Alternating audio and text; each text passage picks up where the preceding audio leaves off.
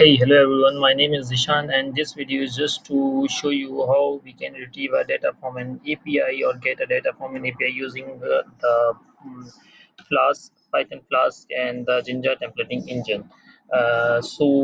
This is my project folder, which is named as session. If I click on it, then I have a main file which is named as a main.py. Inside this file, I have some libraries which I imported, which is named as JSON libraries to just to convert into the JSON format. And here I use the Jinja library to template my project. This one is another library which is known as a request library to just to request the API. So the most important thing which I use here is the Flask, because I designed this project or this page on the Flask templating engine. So that's why I use it using the Flask here. Okay, so this one is my default route which I created, and inside this I created a function which is named as hello name. And how can I retrieve the data is that I use the request method request and use the request import library and the get method to hit my API URL, which is here. So after getting the response, I stored it inside the request, and then I convert it into the JSON format because I want the JSON format. Okay, so I after converting it to the JSON format, I store it inside a variable which is named as request data, and from the request data, I want this specific data. So I retrieve that specific part from the array and store it inside another variable which is named as request data. So after getting the complete data, I want to print it on the logs just to confirm, just to ensure that if I am getting the right data or something else.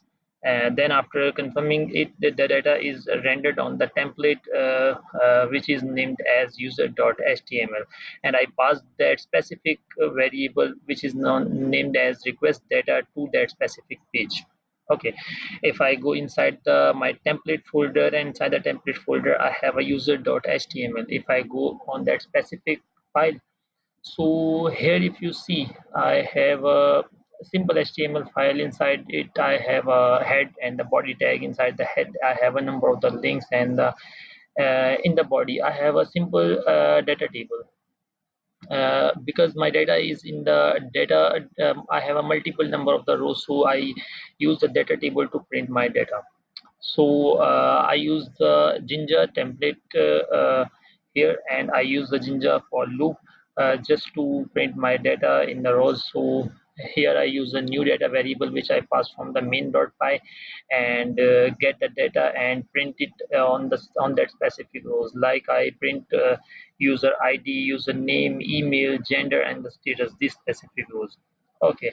Now if I run my project and want to see that if I retrieve the specific data or not.